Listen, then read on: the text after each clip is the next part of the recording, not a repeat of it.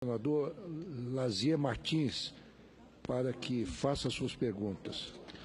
Muito obrigado, presidente, senhores senadores, senhor ministro Nelson Barbosa. Senhor ministro, para encaminhar minha pergunta, eu quero observar antes o seguinte. Tem havido aqui um notório, um persistente esforço no sentido de pôr em dúvida o papel do Tribunal de Contas da União.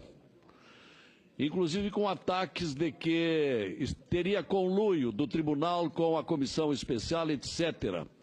Tem havido também ataques aos ministros do TCU e aos procuradores de contas do TCU. Eu digo isto, senhor ministro, porque a importância do TCU é indiscutível.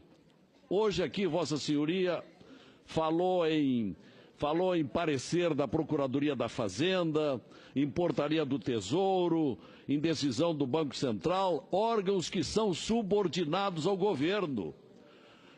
Independência, poder jurisdicional pertence ao Tribunal de Contas. E aí eu quero invocar uma definição que fez, magistral definição, o ministro decano do Supremo, Celso de Mello, quando disse o seguinte: com a superveniência da nova Constituição, ampliou-se de modo extremamente significativo a esfera de competência dos tribunais de contas, os quais foram investidos de poderes jurídicos mais amplos, em decorrência de uma consciente opção política feita pelo legislador constituinte, a revelar a inquestionável essencialidade dessa instituição surgida nos albores da República. Eu digo isso, senhor ministro, porque tem havido questionamentos incríveis sobre os pareceres do Tribunal de Contas. Vossa Senhoria, por exemplo, insiste na não existência de irregularidades, mas o Tribunal de Contas rejeitou as contas da Presidente de 2014 e irregularidades que continuaram em 2015. Então, pergunta, senhor ministro, Vossa Senhoria, afinal, acredita em quem? No Tribunal de Contas ou nos pareceres internos, de controle interno? Vossa Senhoria admite que houve irregularidades apontadas pelo Tribunal de Contas ou não houve? A questão parece elementar, mas ela se presta hoje. Hoje é sábado, tem muita gente que não acompanhou o desenrolar desse processo e pode ouvir agora de uma autoridade da sua estatura, ministro do Planejamento, da Fazenda, conhece a história como ninguém. Afinal, o papel do Tribunal de Contas merece credibilidade ou não? Obrigado, senador Lazier. Depoente com a palavra. Nobre senador Lazier, com todo respeito, eu acho que o senhor está misturando as questões. Não está se colocando aqui em dúvida a importância, a funcionalidade do TCU. O TCU, assim como os TCEs, são vitais para a boa administração pública. O que está se colocando aqui é uma discussão técnica sobre um ponto específico, feita a partir de um parecer do TCU e, principalmente, com efeito retroativo, o que é a parte mais absurda. Não é? É perfeitamente cabível que o TCU recomende, alerte, determine. O que não é possível é que faça isso retroativamente, porque isso viola o devido processo legal, viola o direito de defesa, isso é um golpe na nossa democracia. Isso cria uma insegurança jurídica tremenda para todos os cidadãos brasileiros, não só para o presidente da República. Então, eu acho o TCU um órgão eminentemente importante, tem ajudado em muito aperfeiçoamento das ações do governo, principalmente nas áreas de concessão de infraestrutura, possibilitando uma economia de recursos públicos. E eu considero, sim, os pareceres técnicos das áreas técnicas do governo são subordinados ao executivo, mas são concursados. Os técnicos do Tesouro Nacional, da PGFN, do Ministério do Planejamento, da Secretaria do Orçamento, são tão honrados quanto os técnicos do TCU.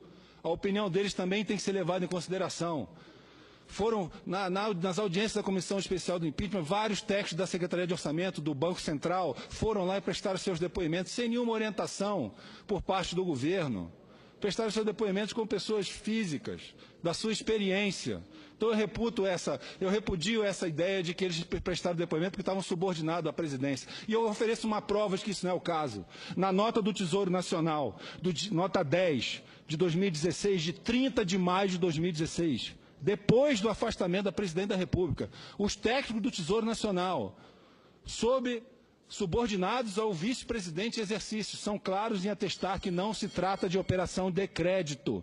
Estariam esses técnicos subordinados ao vice-presidente em exercício, exercendo, forçados a dizer que não é uma operação de crédito?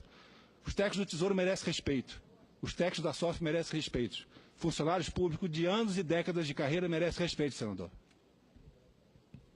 Agradeço ao depoente. Senador Lazier, para a réplica. Ok. O mesmo respeito, é claro, nós queremos, não apenas aos técnicos do Tesouro, mas, evidentemente, para os ministros do Tribunal de Contas. Afinal, nada foi provado contra esses ministros, eles merecem todo o respeito. Agora, a decisão, o parecer do Tribunal de Contas foi das contas de 14 que tiveram sequência nas irregularidades do ano de 15. Mas eu quero fazer uma outra pergunta, aproveitando a escassez do tempo, que também é uma matéria surrada, mas aí ainda não totalmente exaurida, principalmente ao grande público. A Lei de Responsabilidade Fiscal, no artigo 36, proíbe que o governo seja financiado pelos bancos públicos. Esta regra não está lá, o senhor sabe melhor que ninguém, não está lá para enfeite. E é muito clara essa lei da responsabilidade ao proibir que os bancos públicos financiem seus controladores. Aqui já ficou sobejamente provado que se tratavam, sim, de operações de crédito. Vossa Senhoria continua discordando? Depoente com a palavra. Senador, continuo discordando e esclareço que a mesma posição que eu tenho, as áreas técnicas da Procuradoria-Geral da Fazenda Nacional, da Secretaria de Orçamento Federal do Ministério do Planejamento, da Consultoria Jurídica do Ministério do Planejamento, de 3 auditores do TCU que, em pareceres internos, foram categóricos em dizer que não havia operação de crédito, que havia, sim, atraso, que precisava ser pago. A mesma opinião tem o Ministério Público do Distrito Federal, que, mesmo não caracterizando a operação de crédito, continua a investigação para saber se teve improbidade ou não, são duas coisas separadas. A mesma opinião tem grandes especialistas em direito tributário e financeiro, o professor Heleno Torres, da Universidade de São Paulo, professor Miss Isabel, da Universidade de Minas Gerais, professor Carlos Nascimento, da Universidade de Pernambuco, professor Ricardo Lodge, que eu acho que os senhores ainda vão ouvir, da UERJ. Pode ser. Ninguém tem o monopólio da verdade. Pode ser que todos nós estejamos errados. Pode ser que uma opinião do TCU seja a opinião correta. Mas tem uma coisa que não é possível. É mudar o entendimento e aplicar ele com efeitos retroativos. Essa é a principal questão. Mudanças de entendimento existem e se isso for o que daqui para frente ser decidido, que se aplique daqui para frente, que foi o que o governo fez. O que não se pode é retroagir leis e interpretações para se atender determinadas orientações políticas. Eu creio que a Constituição é clara que se faz um julgamento político a partir da verificação de um crime, não o contrário. Não se faz o julgamento político e depois se procura um crime para justificá-lo. Agradeço ao depoente, agradeço a todos os senadores e senadoras. Conforme acordado, faremos uma pausa.